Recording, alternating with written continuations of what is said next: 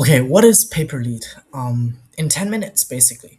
Well, usually you pay for like a 2 grand retainer every month, right? $3,000 is already a lot for a retainer. The problem with that is obviously the operational scalability and complexity, right? Because the more clients you have, the more complex it gets to fulfill these clients. You need to hire more staff. You just have a lot of complexity involved with scaling these operations. Like after 50 clients, it becomes a nightmare to manage, right? With paper leads, the whole concept is to get big businesses to buy marketing services for you, right? And they typically already have their own intake system. And what I mean by that is their own sales center, their own appointment setters, call centers, whichever you name it, whatever drives the sale to a close, right? They already have that infrastructure in place. And all they need is good quality information from leads that they can call, right? So they convert these leads with their own sales infrastructure. Now, depending on their sales infrastructure and what they want to buy, you can sell them on a few different models, right? So it's not only pay per lead. Pay per lead is typically something like a meta instant form, and down the line we'll talk about how to convert and capture these leads in these funnels, right? But essentially it is a phone number, an email address, first name, last name, and a bunch of other information that the client might want, right? And they call them, that's called a lead. And that potential lead converts at, for instance, 10%, 20%, right? Well, usually with Meta it's below 10%. With Google it's a bit higher, right? Usually at 20%. But this industry, right, this model is based on selling information, right, that can be monetized. So you're selling per lead, per call, per qualified call, per website visitor, so per click on a link, for instance, or per client close, even on a commission basis, so to say, right? Or pay per appointment. So pay per lead is usually a form fill, right, on the meta instant forms that you have yourself, or where you basically capture a prospect on a funnel. That's another type of form fill. And pay per call is, for instance, you drive a client to pick up a call, right, from a potential customer, and that call needs to be at least like 1 minute or 2 minute to be billed. So say for instance you're selling debt calls, right? The client wants to buy debt calls from you. So how does the client know that you these calls are actually good, right? So they need to be at least like 1 minute or 2 minutes, and you agree on these types of criterias. And sometimes the client even wants like specific customers, so that's called paper qualified call. So if you send them 5 calls, they might only want accept 1 call because that call has a specific type of client that they want and that they qualified based on their criterias, right? Or you pay per website visitor or an acquisition of a client, and they pay you typically a commission or like a revenue share, or it's a hybrid of a qualified lead plus a commission on top. Or you can also pay per appointment, obviously. That's typically in home services, roofing, windows, and you know it. But moving on, how do we actually capture these clients? Right now we get to the interesting part. You have a few different ways to capture these clients, because obviously you drive traffic, right? Typically through different types of sources like Google, YouTube, social media like Meta, obviously that's Facebook and Instagram, right? Cold email, that's not that typical in paper leads, but it could also be utilized. And one of the strongest sources is search engine optimization.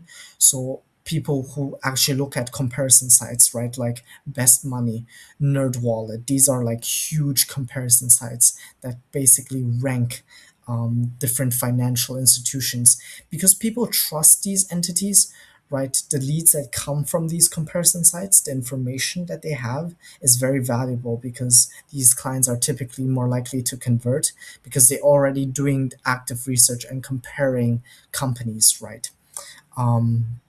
But yeah, typically what's most common is just social media advertising with Meta, right? And if you're a bit more advanced, you can also look into Google and YouTube to create better quality leads. And specifically, different types of funnels I'd like to show you, right, is like, first of all, quiz funnel. Now, what is a quiz funnel? We can just take a look at this, for instance, right? Everybody's seen the Tai Chi ads on YouTube. And basically, what it is just you have a visual component to the funnel, which makes it easier for people to click, right? And alongside the funnel, you basically have educational pieces like, hey, Tai Chi is a simple, gentle way to move. This is not really lead gen, but I just wanted to illustrate the example, right? That it's just visual elements in combination with some sort of education, and you have just different types of multiple choice, but also quiz type of questions, right? And aside from that, you can also go back to multiple choice funnels. Multiple choice funnels are also a type of funnel, and typically, like a lot of bigger companies have them. Excellent, good, right? You go continue, and then you just answer a few basic questions. And here, what a lot of people do is based on the questions they fill, they might qualify a lead, right? They might register as a lead, or they might disqualify a lead. So what that essentially means is that if you click on the wrong button, right? So for instance, if your client only wants leads that are basically working full time, right? And if you're, for instance, a potential customer that comes here and you click on I'm military, then obviously, right, you're not working full time. So that would be basically a disqualified lead, right? And if you click on full time, you would be qualified as a lead, and you would send that potential customer, right, to your buyer, to your client, because they qualify as a lead based on the criteria that your client wants, right? So, for instance, in business loans, typically people want, like, your buyers, they want people that are rich, right? So an indication of that might be they have a good credit score. So what's going to happen is that you can basically make a filter, right? So say like your credit score is maybe over like 600, right? That would qualify you as a good client. So in that sense, right, you would only take people that have over 600 credit score as potential leads, and you would make a filter that basically says, hey, I want only clients that are over 600. So, for instance, this is a business loan funnel.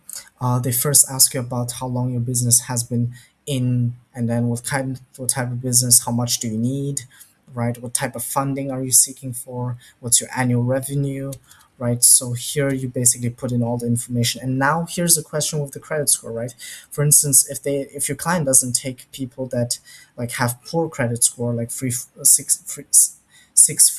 9 or less, then basically if they click on it, they will get disqualified, right? So they won't be registered as a lead, right? They will get sent to the disqualification page. That's usually like a thank you page, but you're not qualified or something like that in a similar sense. Okay, what could also be the case is like an AI funnel, right? And what I mean by that is there's some sort of customization in the funnel. So basically, you enter some of your information like, hey, I want a business loan from this company, and it just spits out some information that's customized to your needs, right?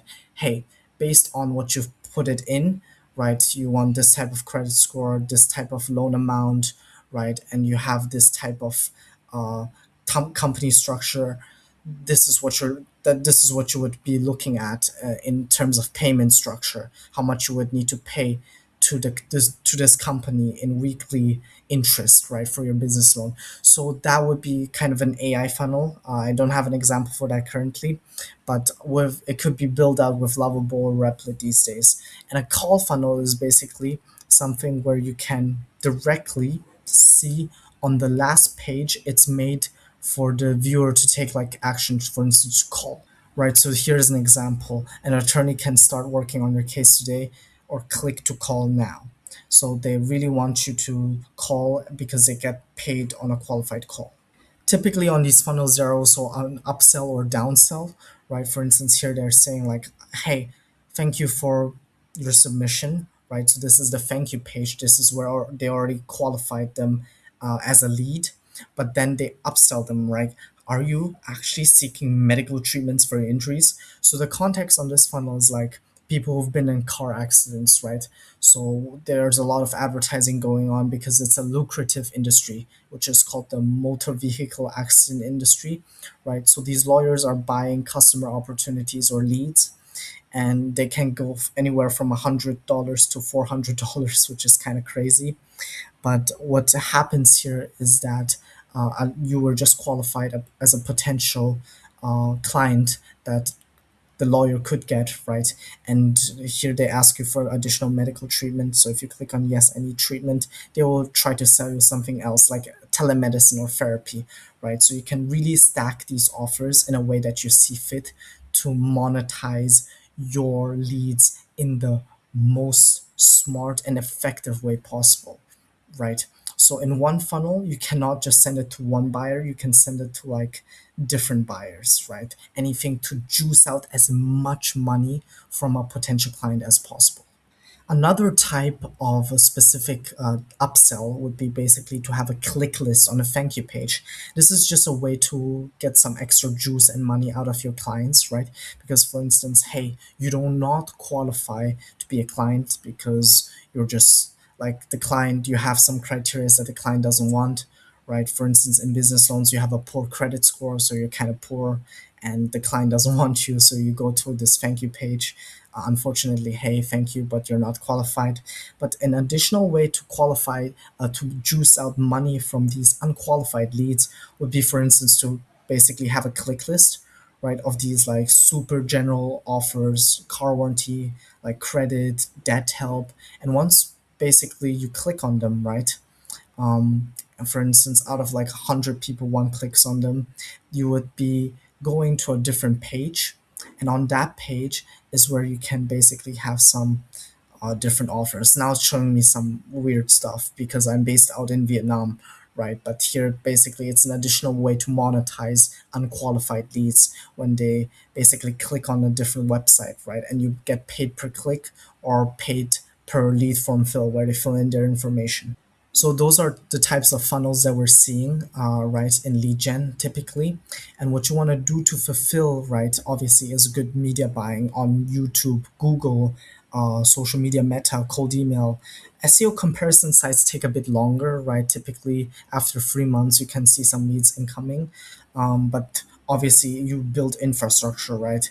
Because everybody can like run ads on YouTube, Google, Meta. Well, not everybody, but you get what I mean. SEO has provides always the best type of leads, right? And also it takes some time to build. So not everybody has resources or is willing to commit for those. So if you have a vertical that you're doing very good in, like for instance, like some legal verticals, you can also try to build a comparison site, right? Hire somebody on Fiverr or Upwork, pay them $500 a month to build it out because it's always going to be worth it, right? You have something tangible, right? And if you can produce good leads, there's always somebody who wants to buy those leads from you, right?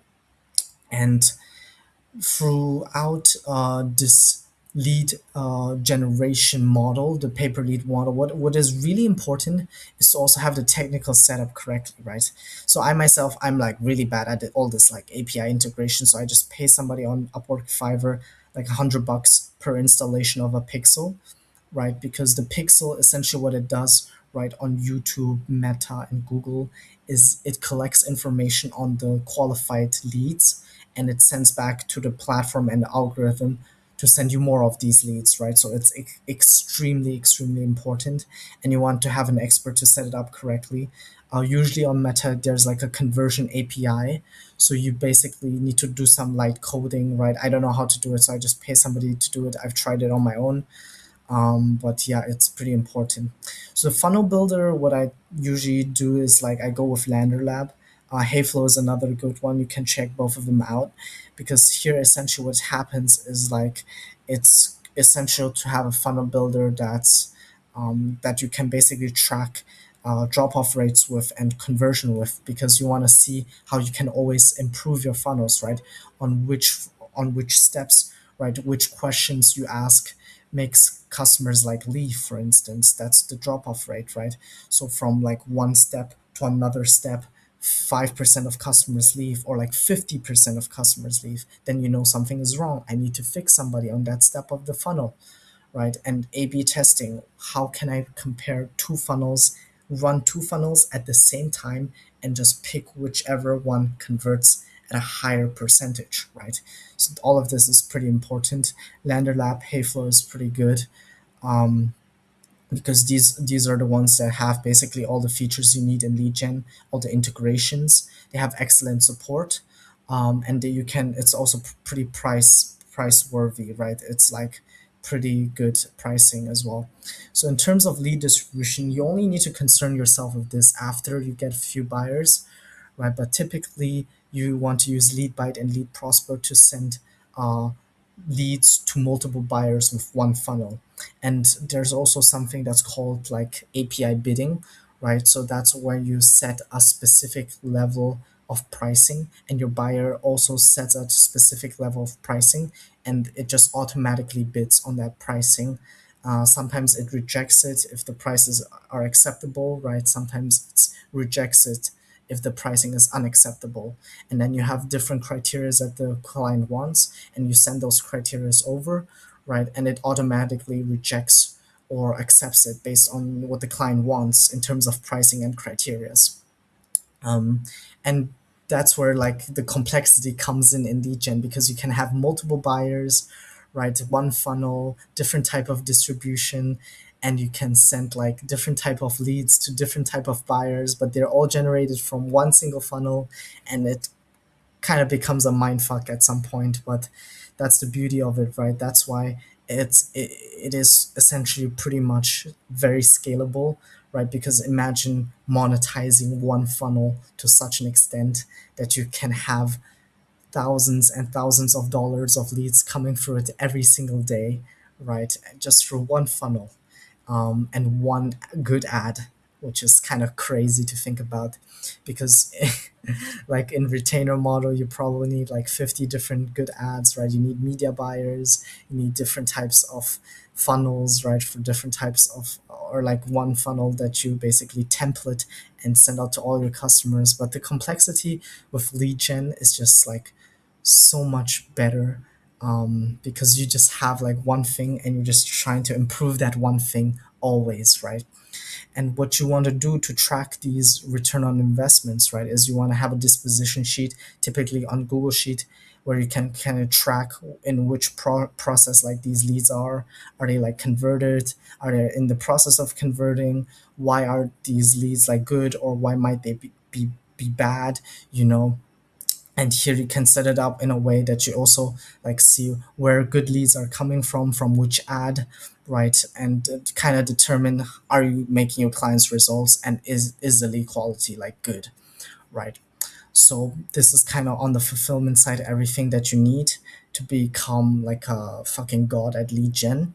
But aside from that, on the ad side, right, if we go a bit more in depth into media buying, you got like ugly static image ads, right? Usually these type of ads, they work good because sometimes they just catch people off guard, because they always used to seeing beautiful stuff on Instagram, right?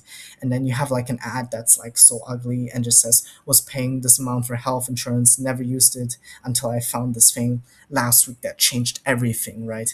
And then it just makes the customer kind of curious, and they want to click on it, right? So it's a complete like different type of format. And sometimes it's a stopper, and people just click on it because they're curious, right? And for instance, then you have more aggressive offer, right? Compare health insurance and save before premiums rise again. Why pay extras for things that you'll never claim? Get a quote in 2 minutes. A bit more extra, like aggressive ads, right? A direct offer, right? Like it's just thrown into your face, like push. But anyways, and then you have like these advocate kind of like creative ads, right? Where it's like kind of a, okay, it's like a advocate noun. What the fuck? You know, is this even an ad? I don't know. A real person to help you navigate healthcare, insurance, and next steps. Okay, so they can help me about healthcare. Cool. I click on it because it doesn't look like an ad. It grabbed my attention, right? It's pretty fucking nice. And then you have some comparison ads. You can compare on benefits, right? So you can have two entities, A and B, and compare on benefits, or you can compare on pricing, like I have here.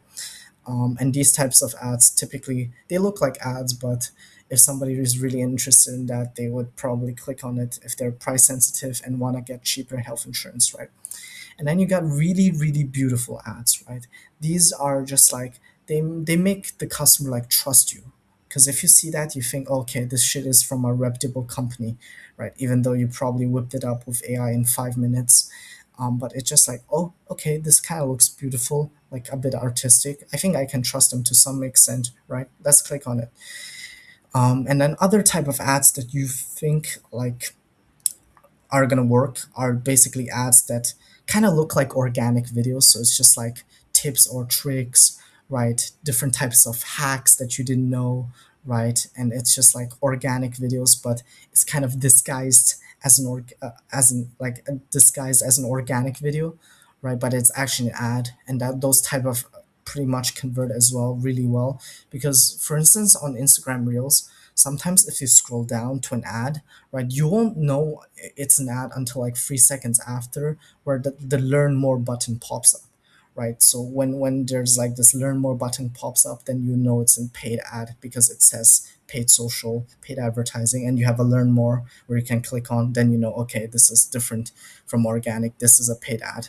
So during those 3 seconds, if you have an organic piece of content, you can capture their attention and kind of reel them in.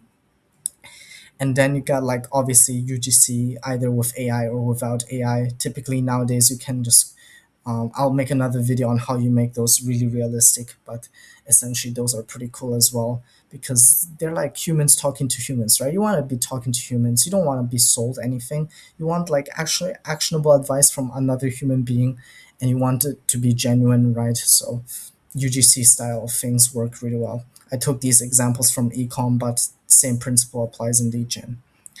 Um, and aside from that, obviously you have on the sales side of things, right? So basically, we go for ugly static images, beautiful static images, blah blah blah, weird AI ads, right? Some of these weird AI ads, they're like so weird. Basically, you have like something that shocks you, right, or confuses you in the first 3 seconds to reel the attention in, and then you just throw in the offer and hope they click on it, right? Or just convince them to click on it. So that's also it. And yeah, on the sales side of things, what you typically want to do, because you're kind of selling a product, it's not like with retainer model where you need to like fucking play Russian roulette and get them to buy, man.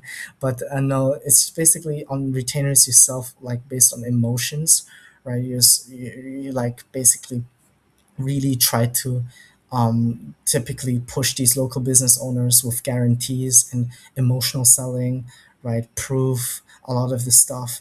In lead gen, it's different because you're selling a product, right? So it's like they're going shopping and comparing a bunch of different providers, and they just go with one that they gonna trust and has the best offer.